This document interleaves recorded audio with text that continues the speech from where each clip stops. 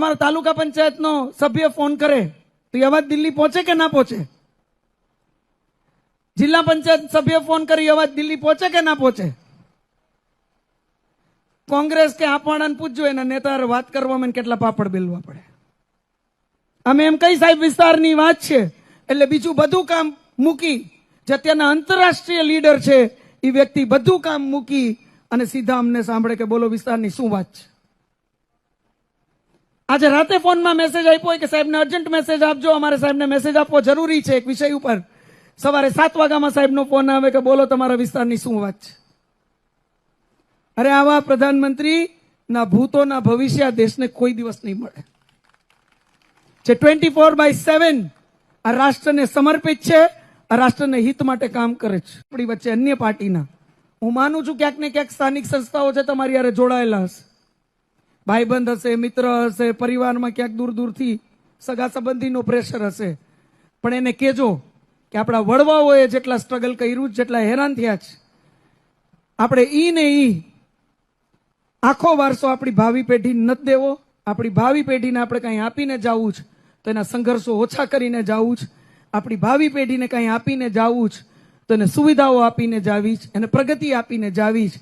અને આ વિકાસની અવિરત યાત્રામાં મજબૂતીથી વિકસિત ભારતનું અંગ આપણો આ છેવાડાનો તાલુકો બને, જે મોદી સાહેબ માટે આજે અવ્વલ ક્રમનો તાલુકો છે, એ પ્રકારની વ્યવસ્થા ઊભી કરીને જવું છે એવું ચોક્કસ કહી અને કદાચ અન્ય પાર્ટીમાં કોઈ ગયું હોય તોય એને તમે પાછા ખેંચી આવજો એવી હું હૃદયપૂર્વક, કારણ કે તમારા બધાની શક્તિની મને બરાબર ખબર છે, એટલે શક્તિનો પૂરેપૂરો ઉપયોગ આવતી 26 તારીખ સુધી મતદાનના માધ્યમથી તમે કરશો એવી એક અપીલ સાથે, આશા સાથે હું આપ સૌને હૃદયપૂર્વક અભિવાદિત કરી અને વિરમું છું.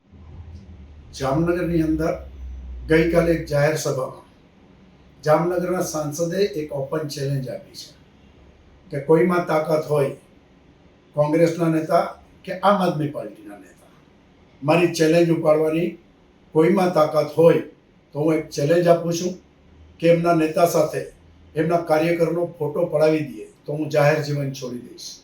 ભૂતકાળની અંદર ઘણા બધા ફોટા છે, આપને જોવા હોય તો મારા સામાન્ય કોંગ્રેસી કાર્યકરોએ પણ રાહુલ ગાંધી સાથે ફોટા પડાવ્યા છે.